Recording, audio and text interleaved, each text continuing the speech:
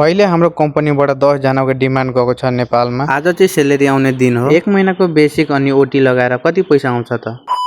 All right guys, welcome to my mini vlog. I hope तपाईहरु सन्चै हुनुहुन्छ होला। म पनि सन्चै छु। अहिले जस्तो आज पनि ड्युटी ढिलै भयो। अरु दिन त ढिलो हुन्थ्यो तर आज चाहिँ धेरै नै ढिलो भयो। त्यही भएर स्याउ खाँदा खाँदै ड्युटी जानु परिरहेको छ। कम्पनी बाहिरबाट जस्तो देखिन्छ त्यस्तो भित्र छैन। काठको कम्पनी हो, त्यही भएर धुलो खानु पर्छ। कम्पनीको भित्र के काम हुन्छ भनेर देखाउन मिल्दैन। के गर्ने, रुल्स अनुसार चल्नै पर्छ। अहिले चाहिँ खाना खाने टाइम हो। 12:15 मा खाना खानु पर्छ। आज चाहिँ हाम्रो दाइलाई धेरै भोक लागेको रहेछ। त्यही भएर हामी जाँदै छौं छिटो खाना खानलाई। काम गर्ने ठाउँदेखि रुम जानलाई 5 मिनेट लाग्छ र जम्मा टाइम चाहिँ 30 मिनेटको हुन्छ। 30 मिनेटमा खाना खाएर फेरि काम गर्ने ठाउँ आइसक्नु पर्छ। यस्तै हो हाम्रो कम्पनीको रुल। को आउने हो 10 जना थाहा छैन। यो चाहिँ हाम्रो यादव दाइ हो। दाइ 8 वर्षपछि छुट्टीमा घर जाँदै हुनुहुन्छ। त्यही भएर हाम्रो दाइ आज लास्टै खुसी हुनुहुन्छ। के गर्ने, यस्तै हो परदेशी जिन्दगी। बाध्यताले बस्नै पर्छ। हाम्रो कम्पनीमा काम भनेको खासै गाह्रो छैन। गाह्रो बनाउने भनेको म्यानेजरले हो। हेर्न सक्नुहुन्छ हरियो भेष लगाएको हाम्रो म्यानेजर हो। हाम्रो म्यानेजर चाहिँ लास्टै राम्रो हुनुहुन्छ। कहिले पनि केही पनि भन्नुहुन्न। अरूको दुःख मर्म बुझ्ने म्यानेजर हो। यति भएपछि किन दुःख पाउनु र कम्पनीमा। त्यही भएर खुसी लाग्छ कम्पनीमा काम गर्नलाई। अहिले चाहिँ हाम्रो छुट्टी भइसकेको छ 4 बजे। बिहानको 8 बजेदेखि बेलुकाको 4 बजेसम्म ड्युटी हुन्छ। अहिले कम्पनीमा काम नभएको कारणले अहिले ओटी दिइरहेको छैन। अर्डर धेरै आएपछि काम धेरै चल्छ र ओटी पनि धेरै मिल्छ। त्यसैले हाम्रो कम्पनीमा ओटीको फिक्स हुँदैन। कुनै महिना भयो भने 20-25 घण्टा ओटी हुन्छ। कुनै महिना भएन भने 10 घण्टा पनि हुँदैन। त्यसैले समय अनुसार पर्खिनु पर्छ। को आउँदै हुनुहुन्छ वेलकम छ हाम्रो कम्पनीमा। यो महिना काम धेरै चलेकोले ओटी पनि धेरै आएको छ यो महिना। त्यही भएर साथीहरु सेलेरी पेपर लिनको लागि खुसी भएर लाइनमा लागेको छ। हाम्रो कम्पनीको बोसले चाहिँ पैसा हाल्न कहिले पनि ढिलो गर्दैन। कति सेलेरी आयो त भन्नु त मिल्दैन। त्यही पनि भनिदिन्छु, खाना कटाएर 40 सम्म बच्छ। अब यो भन्दा धेरै के चाहियो त खाडीमा। ल है गाइज, यस्तो छ मेरो मिनी भ्लग। धेरै मेहनत लाग्छ एउटा भिडियो बनाउनलाई। त्यसैले तपाईहरुको साथ सपोर्ट चाहिएको छ। सपोर्ट गर्नु होला। हस् त।